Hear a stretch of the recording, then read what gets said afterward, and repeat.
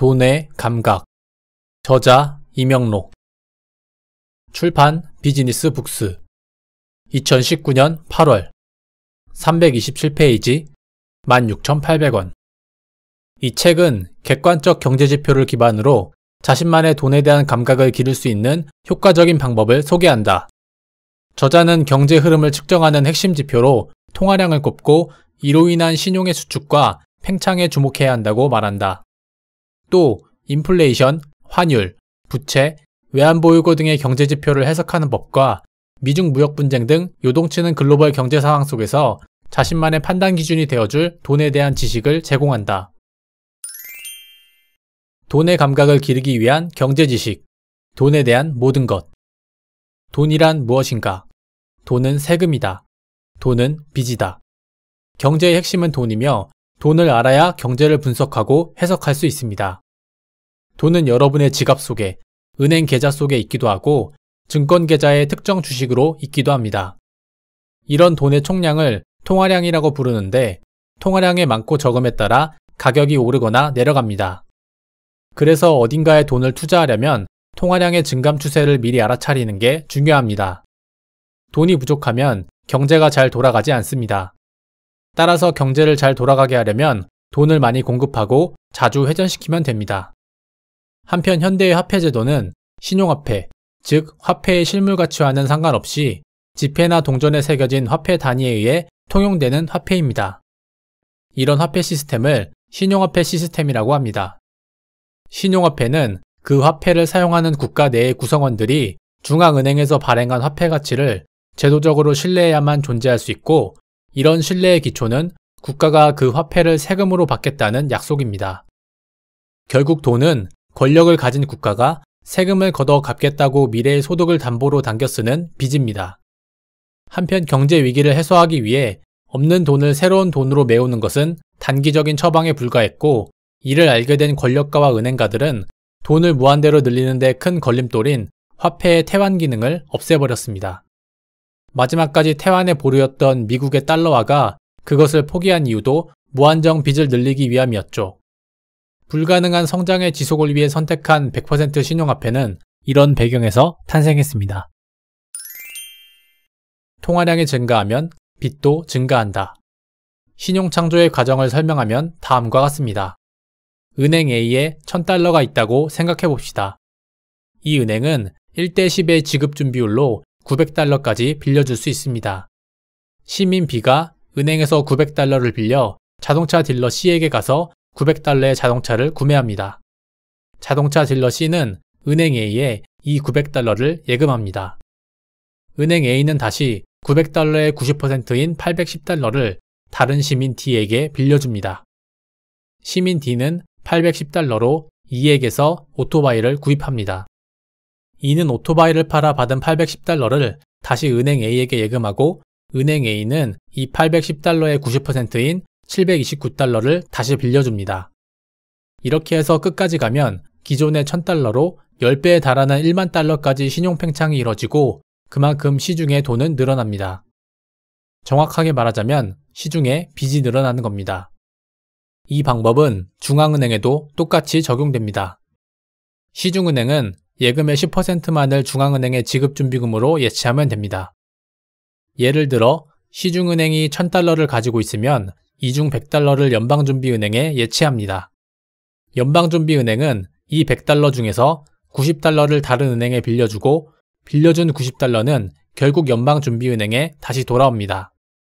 연방준비은행은 또다시 81달러를 시중은행에 빌려줍니다. 결과적으로 중앙은행은 가지고 있던 돈의 10배에 해당하는 돈을 신용창조로 만들어내는 셈입니다. 10배로 불어난 돈은 다시 시중은행의 부분지급준비금 보유은행 제도에 의해 10배 더 불어납니다. 결국 중앙은행에서 발행한 돈은 신용창조로 100배까지 늘어나 유통될 수 있습니다. 그러므로 실제 시중에 있는 대부분의 돈은 누군가가 빌려서 생긴 빚이라는 이야기입니다. 빚을 갚을수록 돈이 사라지는 이유. 앞서 든 예에서 신용창조 시스템을 아는 똑똑하고 정직한 시민 B가 열심히 일해서 돈을 벌어 빚진 900달러를 갚았다고 합시다. 그리고 아무도 더 이상 돈을 빌리지 않는다면 시중에는 이제 900달러가 사라진 것입니다. 시민 D는 이제 그전보다 900달러가 적어진 시장에서 810달러를 벌어 갚아야 합니다. 그는 이전보다 더 열심히 일해야 810달러를 벌 수 있습니다. 만약 시민 B가 도저히 돈을 벌 수 없어 파산했다고 가정해 봅시다. 그러면 시민 B가 빌린 돈은 영원히 사라집니다. 결과적으로 시중의 돈은 더 귀해져서 빚을 갚기가 점점 더 힘들어지기 시작합니다. 사람들은 더 이상 돈을 빌리지 않으려 하고 빚이 있는 사람들은 빨리 빚을 갚으려 합니다. 그러면 갈수록 시중의 돈은 점점 더 사라집니다. 이것이 부채 디플레이션의 상황입니다. 경기 사이클은 이렇게 신용이 팽창했다가 수축하는 과정이 반복되면서 야기되는 신용 사이클에 불과합니다. 어느 날 갑자기 신용이 늘었다가 눈 깜짝할 사이에 축소되는 것은 아닙니다. 다만 신용이라는 건 누군가가 대출을 받는다는 것이고 그 대출에 이자가 있어 더 이상 이자를 낼 여력이 없는 사람들이 많아질 때 축소됩니다. 그때부터 경제가 어렵다는 말이 등장하고 일자리가 사라집니다. 신용이 어떤 상황에서 팽창되거나 축소되는지 알 수 있다면 경제 사이클의 감각을 가질 수 있습니다. 경제 사이클을 알아야 돈이 보인다. 신용화폐 시스템과 경제 사이클, 가격 결정의 두 가지 요인. 물물교환 경제에서 가격이 오를 때는 어떤 경우일까요? 다음 두 가지 경우입니다. 첫 번째, 물건이 귀해진다. 두 번째, 돈이 늘어난다. 우리는 정부와 미디어로부터 주로 첫 번째의 경우, 즉 물건이 귀해져서 가격이 오른다는 이야기만 줄기차게 들어왔습니다. 하지만 가격은 물건의 수요보다 시중에 풀린 돈의 양에 따라 좌우됩니다. 예를 들어 최근 서울 지역의 아파트 가격이 폭등해서 정치권의 골칫거리인데 이는 인구의 유입이 아니라 저금리로 인해 늘어난 가계부채가 원인입니다. 늦게나마 정부는 은행들의 부동산 관련 대출을 줄이도록 감독하고 있습니다. 그러나 중앙은행은 모르쇠로 일관합니다. 물가 안정이 최대의 목적이라고 말하는 그들의 거짓말이 들통날지도 모르기 때문입니다. 현대사회에서 돈의 양은 중앙은행이 결정합니다. 그리고 중앙은행의 의도에 따라 시중의 통화량이 달라지면서 물건들의 가격이 결정됩니다. 시중의 통화량이 증가하면 가격이 오르는 인플레이션이 발생하고 반대로 통화량이 감소하면 가격이 하락하는 디플레이션이 발생합니다. 하지만 모든 물품의 가격이 균등하게 변하는 건 아닙니다. 먼저 가격이 오르는 물품과 자산이 있고 시간차를 두고 나중에 오르는 것이 있습니다. 경제는 어떻게 선순환되는가? 경제성장, 즉 화폐 거래로 측정되는 성장을 위해서는 계속해서 더 많은 돈이 시장에 공급되어야 합니다. 경제가 성장해야 모두가 행복해지고 성장하기 위해서는 화폐 거래량이 늘어나야 하고 화폐 거래량이 늘어나기 위해서는 통화량이 늘어나야 합니다. 통화량은 빚이므로 이 고리가 끊어져 반대로 돈을 갚게 되면 경제는 심각한 위험에 처합니다. 이것을 경제 사이클이라고 합니다. 러시아의 학자 니콜라이 콘드라티예프가 이를 처음 밝혀냈습니다. 그는 인류 역사를 통계적으로 연구한 결과 경제의 변화에 매우 긴 주기가 있다는 사실을 1935년 경제통계학 리뷰에 실은 논문에서 자세히 밝혔습니다. 이 주기는 50년이라는 긴 기간 인플레이션과 디플레이션이 차례로 나타났다가 사라지고 사계절에 비유하면 봄, 여름, 가을, 겨울로 나뉘어 경제가 성장하고 하락하는 과정을 보여줍니다. 인플레이션의 시기는 봄과 여름으로 볼 수 있습니다. 봄은 매우 온화하고 유익한 인플레이션의 시기이고 이를 뒤따르는 여름에는 걷잡을 수 없는 인플레이션을 보입니다. 그 다음은 가격의 완만한 하락을 동반한 매우 안정적인 가을의 시기가 오고 그 뒤에는 강력한 디플레이션이 따릅니다. 콘드라티예프는 경제 사계절과 이자율 및 원자재 가격의 정점과 저점이 형성되는 것 사이의 연관성을 발견했습니다. 어떻게 돈의 감각을 기르는가? 인플레이션과 부동산 예측. 요즘 정부는 연일 부동산 가격 폭등세를 진정시키고 안정세로 만들기 위해 여러 가지 정책을 추진하고 있습니다. 서울 지역 부동산 중개소를 단속한다고 하고 세금을 올리겠다고 합니다. 은행 대출의 창구 지도를 강화해 투기자본의 부동산 진입을 막으려고 합니다. 게다가 이것만으로 부족하여 이제 분양가 상한제까지 추진한다고 합니다. 과연 이런 대처가 부동산의 흐름을 막을 수 있을까요? 부동산 가격 폭등의 진짜 원인은 급격한 부채 확대, 통화량 증가에 있습니다. 미국보다도 낮은 기준금리로 사람들이 돈을 쉽게 빌릴 수 있으니 그 돈이 부동산에 몰리는 건 당연한 일입니다. 중앙은행은 수도 꼭지를 열어 돈의 양을 조절할 수는 있습니다. 하지만 돈의 방향까지 정할 수는 없습니다. 애써 태연한 척하지만 중앙은행은 자기들이 벌인 이 빚잔치를 어떻게 수습할지 고민이 많을 것입니다. 부동산과 인플레이션의 긴밀한 상관관계. 현대 자본주의 체제에서 경제가 성장한다는 것은 돈이 늘어난다는 걸 의미합니다. 돈은 누군가가 빌린 부채이므로 성장하는 만큼 돈이 늘어나야 정상입니다. 정치인들은 이런 유혹에 빠지기 쉽습니다. 자신의 임기 내에 문제가 없으면 그만이기에 빠른 성장을 통해 지표가 개선되는 효과를 보기 위해 통화량 공급을 늘리려고 합니다. 그래서 중앙은행을 구슬려 금리를 내리고 내린 금리가 부동산으로 몰려가면 건설이 시작되고 사람들은 돈을 벌고 싶은 욕망으로 모여듭니다. 안타까운 점은 이미 누군가가 돈 되는 물건은 미리 사두고 기다린다는 점입니다. 여러분의 차례가 오면 대부분 마지막 시점입니다. 인플레이션은 저축하는 사람들에게 벌을 주고 빚지는 사람들에게 상을 줍니다. 예를 들어 통화 팽창으로 돈의 가치가 10% 낮아지면 우리의 임금은 실제 10%가 줄어듭니다. 인플레이션 때문에 임금과 저축한 돈의 실질 구매력이 줄어드는 겁니다.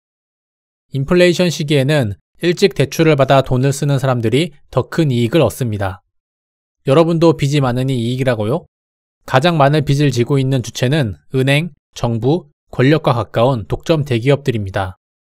인플레이션 시기에 가장 빨리 돈을 빌릴 수 있는 기관도 바로 이들 순서와 같습니다. 우리는 항상 이 채무자의 줄의 마지막에 서 있죠. 부동산 사이클을 눈치채는 3가지 질문. 부동산 가격을 지속적으로 유지하기 위해서는 필요한 만큼 대출이 증가해야 합니다. 그런데 이런 부채는 사람이 빌리게 돼 있고 그 부채에는 이자가 따릅니다. 이를 분석해 본다면 미래 예측까지는 아니지만 예상해 볼 수는 있습니다. 부채가 지속적으로 증가할 수 있는 요인을 찾아보고 그 요인이 적용된다면 부동산 가격은 우상향할 것이고 반대라면 정체 또는 하향 안정화될 것입니다. 참고로 성장은 생산이 증가한다는 것이고 이는 소비가 있어야 가능합니다. 여기서 중요한 문제가 한 가지 숨어 있습니다.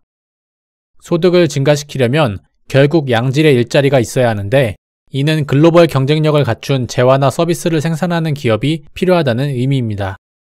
그래서 기술 혁신은 국가 경쟁력과 내수 성장에 중요한 역할을 하고 결국 신용 팽창의 지속을 통한 경제 성장을 견인합니다.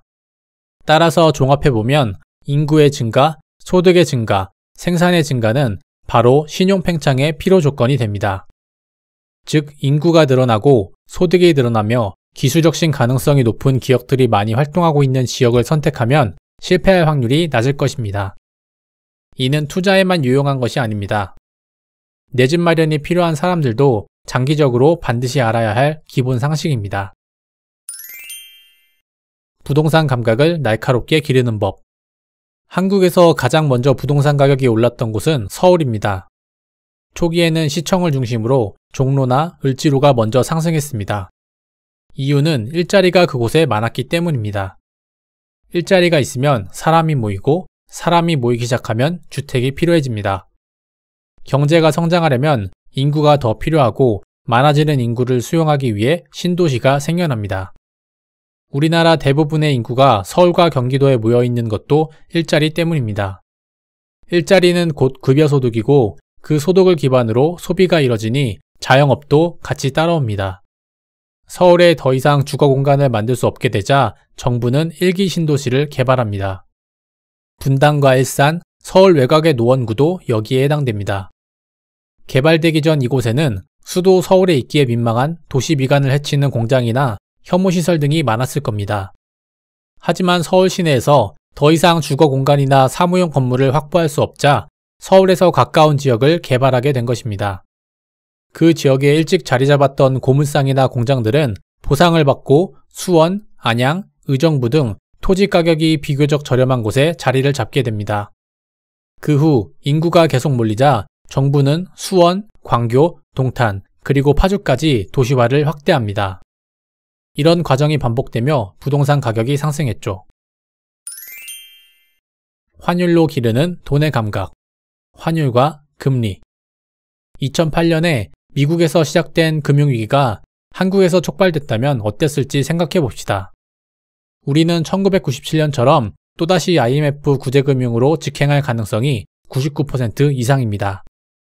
하지만 미국은 그런 영향을 받지 않았습니다. 미국 정부의 재정 확대, 연준의 양적 완화라는 달러 연금술로 위기를 지나갔습니다. 그 과정에서 한국과 이머징 국가들은 큰 피해를 입었습니다. 주된 이유는 환율 때문이었습니다. 환율은 관련 없는 사람에겐 아무것도 아닌 것 같지만 오늘날 세상을 움직이는 돈의 흐름에 많은 영향을 주고 있습니다. 돈의 감각을 기르기 위해서는 반드시 환율과 경제의 연관관계를 파악해야 합니다.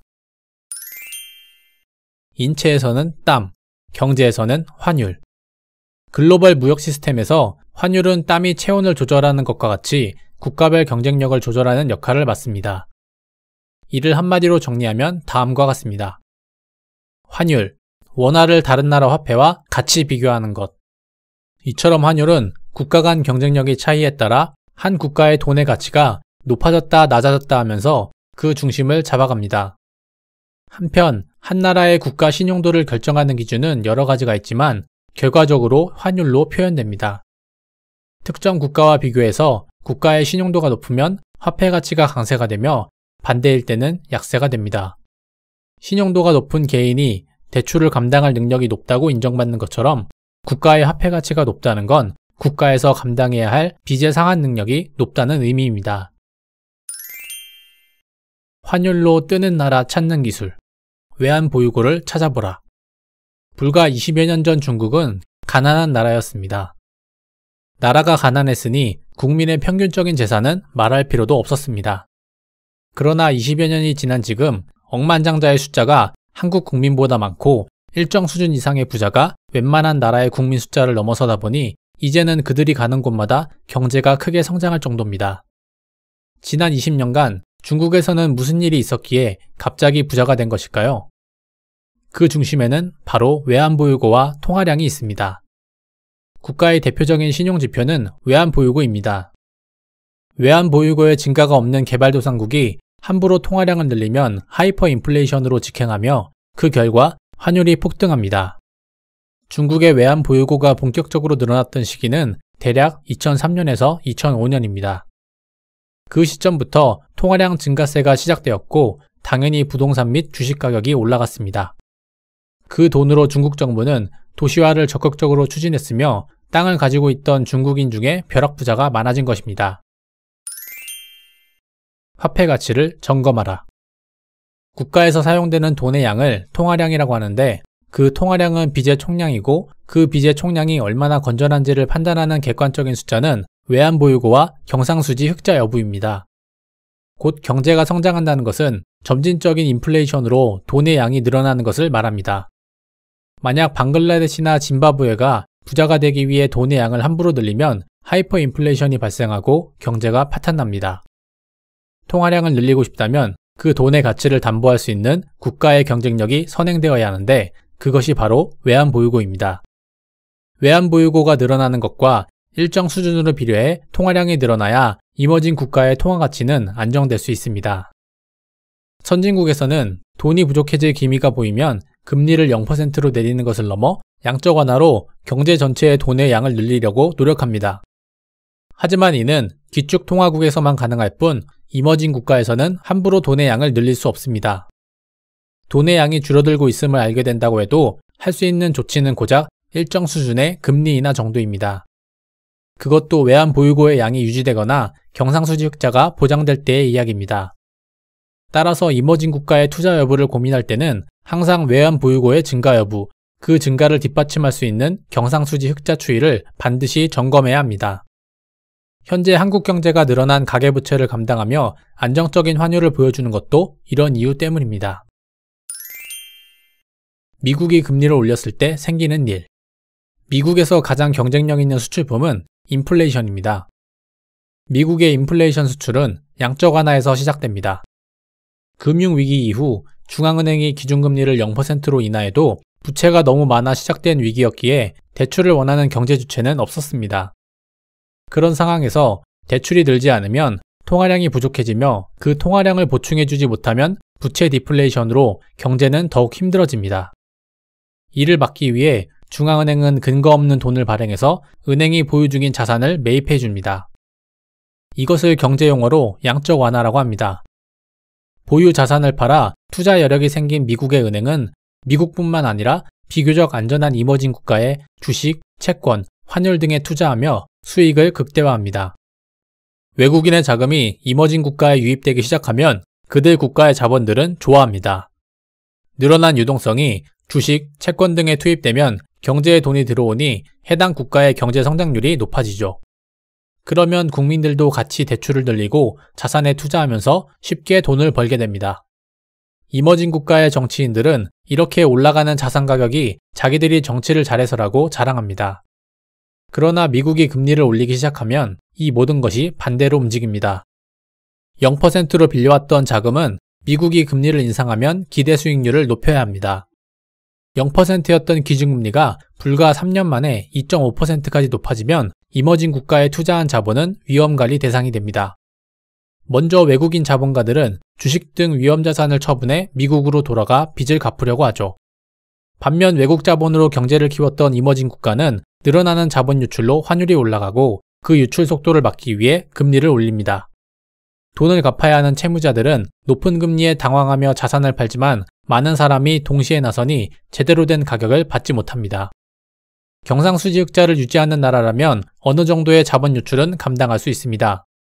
그러나 경상수지 적자국이었음에도 외국 자본에 취해 제조업 경쟁력을 방치한 나라들은 위험에 빠지고 맙니다. 나가는 돈을 위해 중앙은행이 나서서 달러를 빌려와야 하는데 금융시장은 이런 이머징 국가들의 위기 상황에 주목합니다. 그러다 보니 해당 나라들은 환율 상승으로 물가가 오르며 자본 유출에 가속도가 붙습니다. 수년 동안 환율 위기를 겪었던 아르헨티나, 터키, 인도네시아, 인도 등이 이런 상황입니다. 주목해야 하는 것은 정치인들의 태도입니다. 외국인 자금으로 자산 가격이 상승하면 자기들이 정치를 잘해서 그런 것이라고 생색을 내고 환율이 오르면서 외환위기 가능성이 높아지면 그 모든 것이 외국인 투기 자금 때문이라고 합니다. 이렇듯 정치와 경제는 긴밀하게 연결되어 있어 정직하고 투명한 정치인을 뽑는 것이 자본주의 사회에서 특히 중요합니다. 글로벌 경제로 기르는 돈의 감각. 중국편. 중국은 넥스트 스텝을 꿈꾼다. 세계의 공장을 넘어 중국이 바라는 것. 현재 중국은 미국의 필적할 수준의 경제력에 도달했는데도 글로벌 금융시장에서 아직 이머징 국가로 분류되고 있습니다. 경제 성장에서 이머징 국가는 필연적으로 외환위기를 걱정할 수밖에 없는 구조를 갖습니다. 오늘날 중국은 3조 달러가 넘는 세계 1위의 외환 보유국이지만 저임금 기반 수출에 의존하는 한 이런 지위를 지속하기는 어렵습니다. 그래서 기술집약적 산업의 육성을 통해 글로벌 교역시장에서 미국의 방해나 다른 경쟁 국가들의 진입을 막아내며 성장을 지속할 수 있을지에 대한 중국의 고민이 중국제조 2025 전략에 고스란히 담겨 있습니다. 위안화가 기축통화가 된다면. 이머징 국가는 통화량 증가를 피할 수 없고 그 통화량 증가를 보호해주는 외환보유고 증가가 담보되지 않는 시점에 도달하면 외환위기를 겪게 됩니다. 그리고 한번 외환위기를 겪으면 경제 주권이 크게 흔들립니다. 이를 막기 위해 중국 정부는 최근 몇 년간 위안화를 기축통화로 만들기 위해 다양한 노력을 해왔습니다. 그중 첫 번째는 IMF의 SDR에 위안화를 포함시키는 것이었습니다. 두 번째는 글로벌 교역에서 위안화 사용을 확대하는 것이었습니다. 그런데 중국이 위안화를 SDR에 편입시키고 위안화 거래 비중을 높인다고 해도 위기 시 필요한 것은 달러화입니다. 그런데 이런 달러화를 무제한으로 얻을 수 있는 방법은 딱 한 가지밖에 없습니다. 미국 연준과 직접 무제한 통화스와프 협정을 체결하는 것입니다. 현재 연준과 이 협약을 체결한 나라는 일본 중앙은행, 유럽 중앙은행, 영란은행, 스위스 중앙은행과 캐나다 중앙은행 5개국이 전부입니다. 우연의 일치일까요? 이들 나라의 통화는 국제금융시장에서 준기축통화로 인정받고 있고 이를 기반으로 양적 완화를 실시하는 등의 특권을 누리고 있습니다. 그런데 패권국 미국이 자신을 위협할 적국으로 중국을 언급하는 상황에서 중국에게 무제한 통화스와프 협정은 이룰 수 없는 꿈일 뿐입니다. 이런 처지에서 중국이 외환위기를 해결할 수 있는 방법은 환율의 안정인데, 환율을 안정시킬 수 있는 방법은 다음 두 가지 방법이 있습니다. 첫째, 지속적인 경상수지 흑자를 통한 외환보유고 증가. 둘째, 현재의 고정환율제 유지. 한편 경상수지 흑자를 지속하려면 중국의 경제구조를 저임금 기반의 노동집약적 산업에서 기술 및 창의력 기반의 산업으로 변화시켜야 하는데, 이를 견인하는 국가경제정책이 중국제조 2025입니다. 그 다음은 환율을 결정하는 시스템으로 현재의 고정환율제를 유지하는 것입니다. 한국을 비롯한 주요 이머징 국가는 중국과는 다르게 자율변동 환율제를 채택하고 있습니다.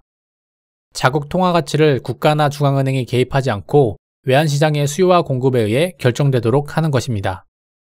이렇게 되면 글로벌 자본은 실시간으로 환율 변동을 적용할 수 있어 빠른 입출금이 가능하지만, 해당 국가는 유출액의 정도에 따라 환율 시장의 변동을 감수할 수밖에 없습니다. 중국은 이를 막기 위해 G2라는 경제적 위상에도 불구하고 중앙은행인 중국인민은행의 고시에 따라 매일 환율을 결정합니다. 중국이 환율 변동의 완전 자유화로 쉽게 이행할 수 없는 이유는 바로 이 때문입니다. 그래서 중국은 제조업 경쟁력 강화를 목표로 움직이고 있고, 제조업 경쟁력을 잃으면 패권을 잃는다는 것을 알고 있는 미국은 이에 속도를 늦추기 위해 중국의 관세 부과로 대응하고 있는 것입니다. 글로벌 경제로 기르는 돈의 감각. 미국 편. 미국의 중앙은행은 연방준비제도이며 연준의 첫 번째 목표는 통화정책입니다. 금리의 조절을 통해 미국 경제를 지속적으로 성장시키기 위한 여러 가지 정책을 펴니다. 1년에 총 8번의 연방공개시장위원회를 개최해 기준금리를 결정하고 미국의 경제 펀더멘털을 관리하죠. 연준이 금리 결정을 할 때마다 중요시하며 언급하는 지표는 다음 세 가지입니다. 첫 번째, 경제 펀더멘털. 두 번째, 고용지표. 세 번째, 인플레이션율. 현대 자본주의 경제 시스템은 신용화폐를 기반으로 하고 있고, 돈의 양에 따라 경제가 팽창하고 수축하므로 경제 펀더멘털과 인플레이션율을 감안하는 것은 이해할 수 있습니다. 그런데 중앙은행이 일자리를 만들거나 회사를 설립하지도 않으면서 왜 고용지표를 중시하는 걸까요? 미국은 어떻게 경제 위기를 극복하는가? 중앙은행이 금리를 낮추는 이유는 현재의 성장을 유지하기 힘들거나 기대만큼 돈의 양이 늘어나지 않아서 금리 인하를 통해 도움을 주려는 것입니다. 반대로 금리를 올리는 이유는 경제 구성원들이 현재 경제 수준을 유지하는 것 이상으로 많은 돈을 빌리고 있어 속도를 조절하기 위해 조치를 취하는 것입니다. 최악의 경우 금리를 0%까지 낮추기도 하는데, 이는 경제 구성원들의 심리가 상당히 불안해서 아무도 돈을 빌리려 하지 않을 때 일어납니다.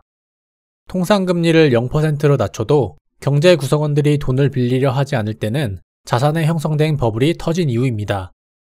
버블이란 생산에서 확보되는 부가가치 이상으로 자산의 가치가 올라가는 것을 말합니다. 버블을 걱정하지 않는 경제에서는 빌린 돈의 절반은 생산에 투자하고 나머지 절반은 자산에 투자합니다. 그런데 버블이 형성되면 그 비율이 생산보다 자산 쪽으로 많이 기울어집니다. 중앙은행은 어떻게 자산의 버블을 막아낼지 항상 고민합니다. 그런데 중앙은행이 결코 할 수 없는 일이 있습니다. 중앙은행은 돈의 양을 늘리거나 줄일 수는 있어도 돈이 흘러가는 방향까지 결정할 수는 없습니다. 그런 한계 때문에 중앙은행은 부채가 증가할 때마다 적절한 금리 조절을 통해 버블을 예방하려고 합니다. 우리는 은행에서 돈을 빌리면 집을 사거나 사업자금에 보태거나 차를 사는 데 사용합니다. 사업자금도 사무실 또는 공장을 구매하거나 임대해야 하므로 대출이 늘어나면 필연적으로 부동산 가격이 움직입니다. 따라서 중앙은행은 늘린 돈이 사업자금으로 사용되기를, 그로 인해 고용지표가 개선되기를 바랍니다. 그래서 중앙은행이 금리 인상이나 인하 시점에 고용지표를 자주 인용하는 것입니다. 신용화폐의 단점을 숨기고 싶기도 하고 자신의 실책으로 버블이 만들어지거나 붕괴되는 게 아니라고 사람들에게 주장하고 싶은 것입니다. 어떤 수를 써도 돈에 꼬리표를 달아 사업과 관련이 없는 부동산 투기를 막을 수 있는 방법은 없으므로 중앙은행이 할 수 있는 건 오로지 양의 조절뿐입니다. 미국 경제의 현재와 미래. 미국의 재정 적자가 계속된다면. 미중 무역 분쟁이 최근 해결 모드로 진입한 이후 미국에서 나오는 경제 이슈는 트럼프 대통령과 관련이 많습니다. 대표적으로 두 가지를 꼽자면 멕시코 장벽 건설과 재정 적자 확대에 관한 것입니다. 멕시코 장벽의 건설은 그것을 유리로 만들든 철조망으로 만들든 사람들은 별 관심이 없습니다. 이를 뉴스의 중심으로 만들어 자신의 지지 세력 결집을 꾀하는 것이 트럼프 대통령의 속뜻이라고 알려져 있기에 그렇습니다. 그러나 재정적자는 전혀 다른 문제입니다. 재정적자는 정부가 세금을 통해 확보하는 돈보다 훨씬 많은 돈을 사용하는 것을 말합니다. 부족한 돈을 정부가 채권을 발행해 조달하고 그 채권은 다시 국민의 세금으로 갚겠다는 말이죠. 그러므로 미국의 재정적자가 예상 속도보다 빠르게 진행되고 금액이 확대된다는 것은 이를 갚아야 하는 미국 국민의 세금이 올라야 한다는 말입니다. 미국이라는 신용으로 상환을 연장한다 하더라도 이자를 지불해야 하므로 그 자체가 다시 재정적자를 확대하게 됩니다. 이런 재정적자는 미국만의 문제가 아닙니다. 미국이 세계 경제에서 차지하는 비중을 고려할 때 미국의 재정적자가 잘못된다면 또다시 글로벌 경제 위기가 올 수 있다는 비관적인 시각도 존재합니다. 한국은 미국의 부채를 먹고 산다. 글로벌 경제 전체의 성장이 실현되려면 글로벌 경제 전반에 돈이 늘어나야 합니다. 돈을 늘리기 위해서는 돈이 많은 나라에서 움직이는 게 더 효과적인데 글로벌 GDP 1위와 2위 국가는 미국과 중국입니다. 그런데 미국과 무역 분쟁을 겪으며 수출 감소로 경기 침체 압력을 겪던 중국 경제가 2019년 1월 들어 지방채 발행 확대, 적자 재정 확대 및 부가가치세 인하 등을 공식화하자 글로벌 주요 증시가 상승세로 전환되었습니다.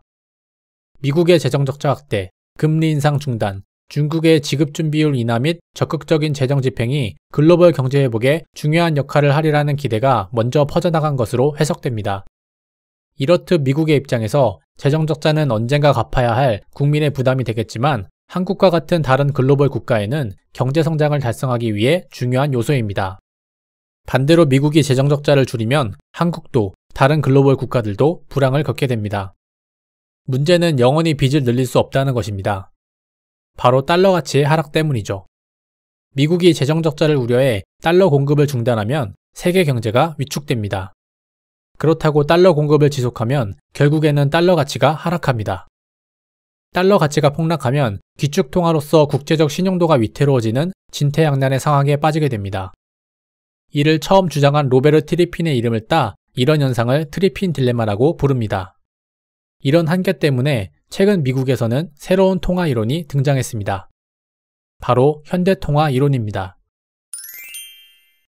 현대통화 이론과 마법의 성.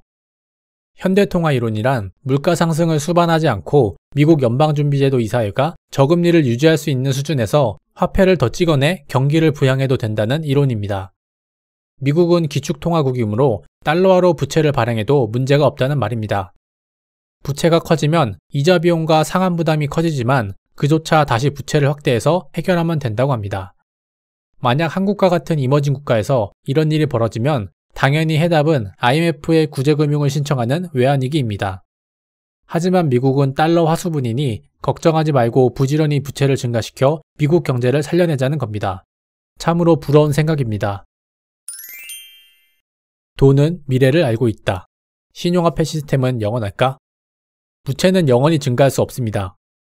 이론적으로 신용화폐 시스템 아래 경제가 성장하기 위해서는 매년 5% 이상 통화량 증가율이 달성되어야 합니다. 부채에는 이자가 발생하며 그 이자율 이상으로 돈이 늘어나야 경제가 계속 성장할 수 있기 때문입니다. 매년 5%의 복리로 늘어나야 성장이 유지되는 이 나선형 부채 시스템은 영원히 지속될 수 없습니다. 이 문제를 어떻게 해결해야 할까요? 돈은 결국 사람으로 향해야 한다. 먼저 금융 시스템입니다. 대출은 대표적인 은행업의 본질로 경제 성장에 꼭 필요한 기능입니다. 이런 중요한 업무가 부작용으로 나타나는 이유는 대출이 생산이 아닌 자산 투자에 많이 사용되기 때문입니다. 그러므로 자산 버블이 예상되는 곳보다는 부가가치가 생산되는 곳에 돈이 더 많이 투입되도록 시스템을 재정비해야 합니다. 한편 글로벌 시스템에서 각 국가의 부채 한도를 규제하는 것이 대안이 될 수도 있습니다. 부채를 일으킨 주체가 누구인지 상관없이 경제 펀더멘탈에 과다하게 주입되지 않도록 규제가 필요합니다. 민간 대출뿐만 아니라 정부 및 중앙은행 통화정책까지 글로벌 시스템 안에서 규제를 받아들일 수 있는 강력한 제재를 하는 것이죠. 아무튼 자본주의 성장 정책은 이제 인간다운 삶을 위한 방향을 고민해야 할 시점이 되었습니다. 사람을 중심에 둘 수 있을 때 자본의 증식으로 생겨나는 모든 문제, 신용화폐와 부채의 문제도 해결의 실마리를 찾을 수 있기 때문입니다.